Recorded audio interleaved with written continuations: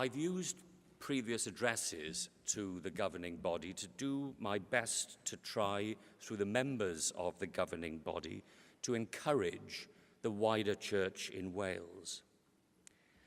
Encourage it to recognise the rich human, material and financial resources which as a church we possess, and to commit the church to our core business and our key task of evangelism.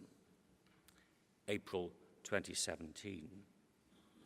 To encourage the church not to stand paralysed by fear, gazing longingly across the river to the land of pure delight on the other side, but bravely to step out, toes into the water, taking positive and concrete steps to get to that land.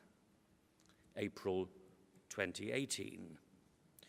To encourage you as a family and as individual members of that family to play a full part, whether a large part or a small part, in telling the story of the gospel and singing the song of the gospel. September 2018. Today, I hope, once again to try and encourage the church in Wales, through you, to be ready and willing to engage in an important and careful process which I believe will strengthen our life as a church.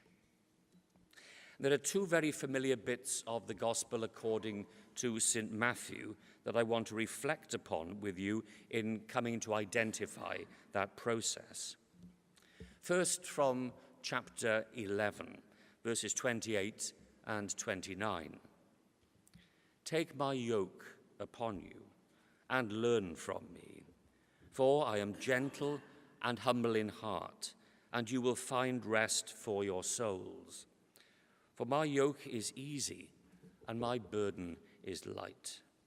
My yoke is easy and my burden is light.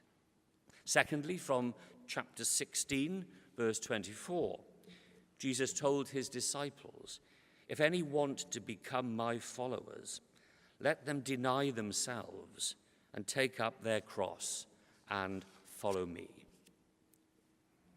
The key words in both of those passages concern the taking up of something. First, the yoke, secondly, the cross, both made and fashioned from wood, the one with a purpose radically different from the other.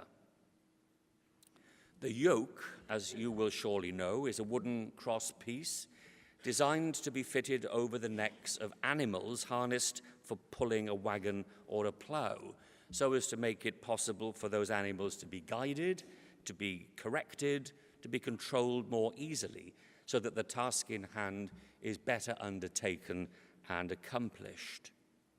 In another context, people were sometimes described as yoked together in marriage, in the sense that they were no longer two independent individuals, but a living part of a living, flourishing, loving, and creative relationship, enterprise, or union. For the Jewish people, the term yoke was sometimes used in a metaphorical sense to indicate an obligation or a submission to a heavy and unwelcome burden.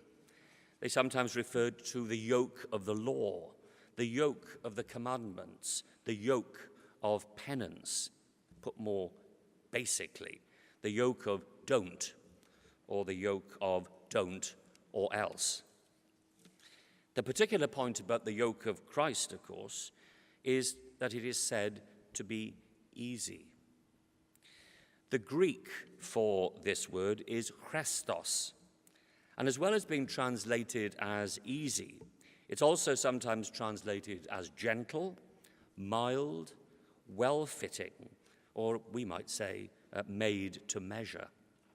It has echoes of how yokes were made, properly and carefully, because if animals were to be yoked together, accurate measurements were taken before any attempt was made to complete the manufacture of a yoke for them, because, as you'll realize, an ill-fitting or clumsily made yoke would inevitably over time cause either harm or injury or both to the animals. So a yoke would be roughed out, first of all, and then taken to the animal to be carefully adjusted before it was finally finished. So in reality, a yoke was tailor-made for the animal on which it was laid. So the calling of Jesus to his followers to take upon themselves a yoke was to embrace a way of living that, far from being galling or injurious or a burden, should be a yoke of gentleness, free from roughness or overbearing, unreasonable demands. And being called upon to take it up or to receive it must mean not being dragooned or forced into unattractive or unwelcome ways of behaving, but recognizing that the gentle, well-tailored guidance which Jesus gives leads to the fullness of life to those who receive the yoke and others to whom they are sent. The cross, of course, far from being an instrument for careful and gentle guidance, was very different. A brutal, cruel, and coarse instrument of both torture and execution. So being instructed to take that up might seem to be an entirely different matter. But interpreted as an encouragement to abandon self-interest, selfish desires, in favor of humble, generous, and loving support and service of others after the example of Christ, sets the instruction to take up the cross in a rather more different, more bearable, and less menacing light. Having said that, however, the abandonment of self to the ways of Christ can be, as I guess each and every one of us will know to varying degrees, if not torture, certainly far from straightforward. But then, to pick up a theme from elsewhere, from the book of the Psalms, from Psalm 27, the more we gaze upon, the more we ponder upon the beauty, the truth, the justice of the Lord's ways, the less self-absorbed we may become, and the more, hopefully, love for the world which he loves will shine out through us in word, in deed, and in our character. So being called to take up the cross and follow must mean recognizing that a denial of self and the humble, loving service of others is to both understand and live out the fullest expression of what we have the capacity to be if we dare claim for ourselves the dignity and name of being the adopted children of God. But readiness and willingness to take up cross and yoke demand certain things from us. I referred a few minutes ago to an important process which I want to strongly commend to and urge upon you. It's the process of listening, more particularly listening to the voice of the Father, listening to the voice of the teacher, listening to the voice of the Spirit, and of course listening to the voices of one another also. The instruction, the exhortation, the encouragement to listen is a familiar concept both in our scriptures and our liturgies. Listen to what the Spirit has to say to the churches, the refrain to the messages to the 7 churches from the book of the Revelation to St. John. It's echoed in our own liturgies. We heard it at the Eucharist this morning as a response to the word of Scripture. And Jesus himself is recorded in the Scriptures as having instructed anyone with ears to hear to listen. And Jesus means doing that properly. Listening properly in the context of our corporate faith and the development of our individual faith journeys can be terribly demanding, and it can be deeply unsettling.